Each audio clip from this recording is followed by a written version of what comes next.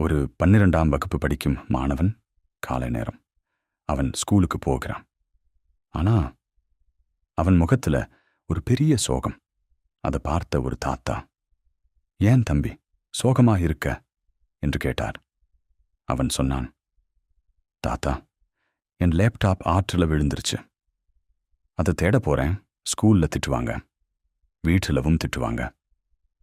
அவன் பயத்துல ஆற்றை நோக்கி ஓடினான்.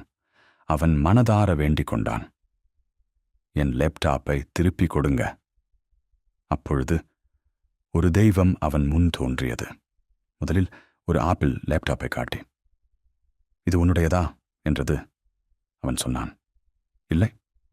அடுத்து ஒரு டெல் லேப்டாப்பை காட்டியது. "இதுவா?" "இதுவும் இல்லை" என்றான். மூன்றாவது அவன் லேப்டாப்பை காட்டியது. அவன் சந்தோஷமாக, "ஆமாம், இதுதான் என்னோடது" என்றான். அவனுடைய நேர்மையை பார்த்த தெய்வம், "நீ எப்போதும் இப்படியே நேர்மையாக இரு" என்று சொல்லி 3 லேப்டாப்பையும் பரிசாக கொடுத்தது. அவன் மகிழ்ச்சியுடன் திரும்பி வந்தான். நேர்மை இருந்தால் வாழ்க்கை உங்களுக்கு பலன் தரும். பெரியவர் மகிழ்ச்சியோட பார்க்கிறார்.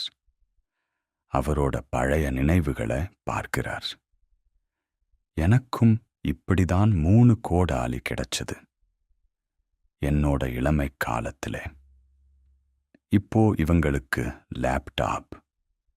எப்போதும் எல்லா காலத்திலையும் தர்மமும் நேர்மையும் தான் ஜெயிக்கும்.